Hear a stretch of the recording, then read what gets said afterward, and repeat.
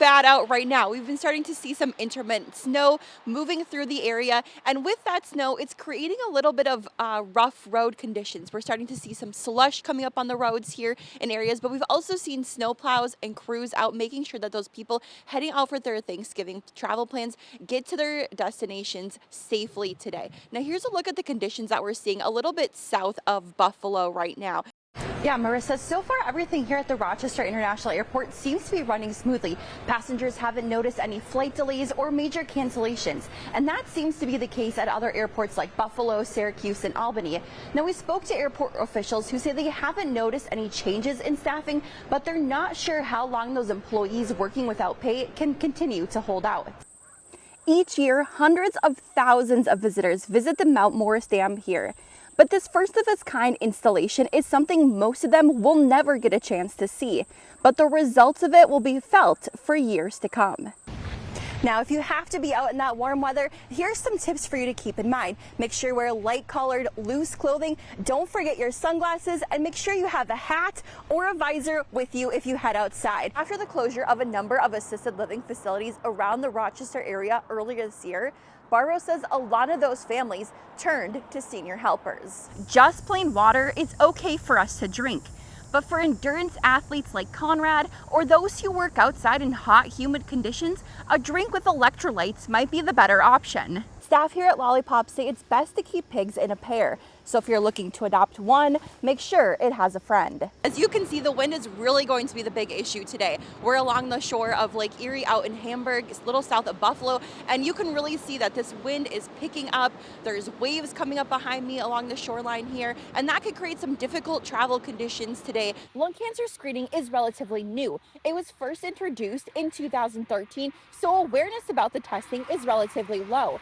And doctors say oftentimes patients can face a stigma around getting tested. Downtown Penn Yan, considered the gateway to Yates County. This small community has just about everything you'd need, but there's one critical service missing. There is a lack of OBGYN care in Yates County. For almost a decade, Heather Mastro has helped new mothers and families. These are some question cards. Working as a certified lactation specialist, she teaches different breastfeeding techniques. A wide latch, similar to what we do with latching at the breast. Heather spent the first years of her career doing house visits and virtual meetings. Now, she's setting up for her first in-person class. These group classes really help reach a wide variety of families that don't have access to care. Held in partnership with the Yates County Public Health Department, the classes hope to fill a gap in maternal health education in Yates County. Prenatal education is so sought after. It's very important.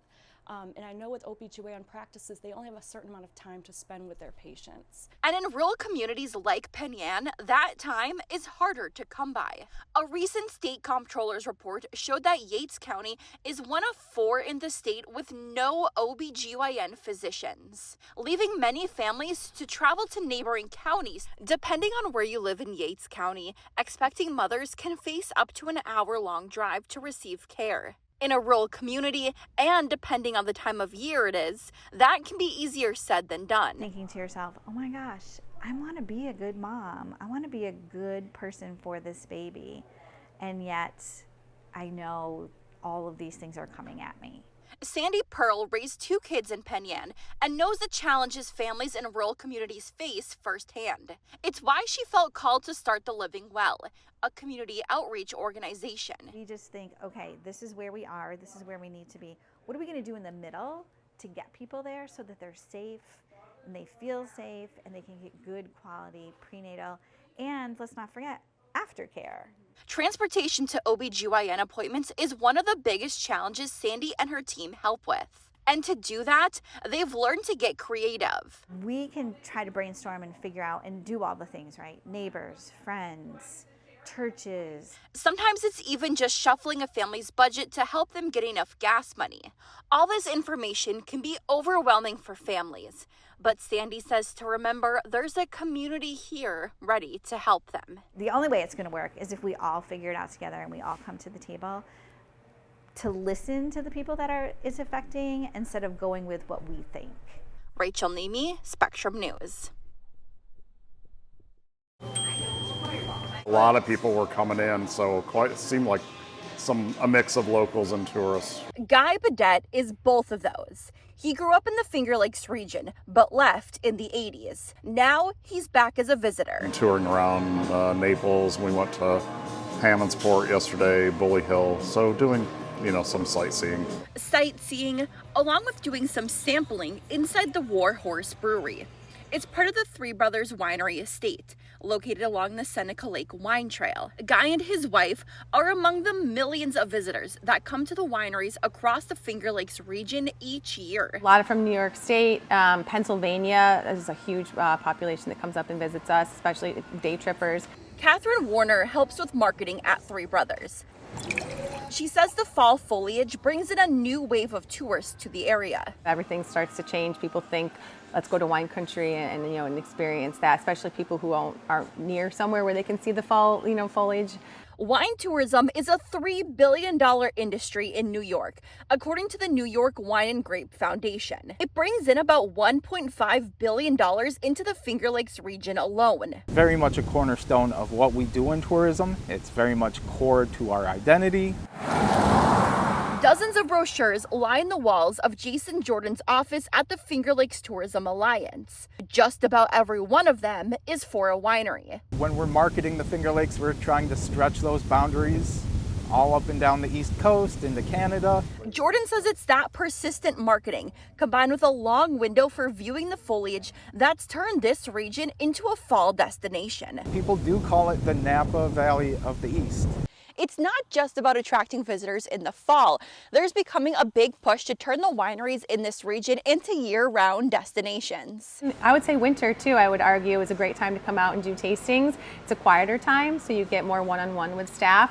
Often there's owners and management in the tasting rooms. Whatever season you decide to visit in, there's a glass waiting for you. We feel like we have a little slice of paradise here. We want everyone to come enjoy it. So whatever you want to drink, come on in. We've got something for you. Rachel Niemi, Spectrum News. Pivotal moment in the rebirth of the arts community of Rochester. A rebirth. We preserve the integrity of the design. Decades in the making. And at the center of it, And people will come in here. Arnie Rothschild, cutting the ribbon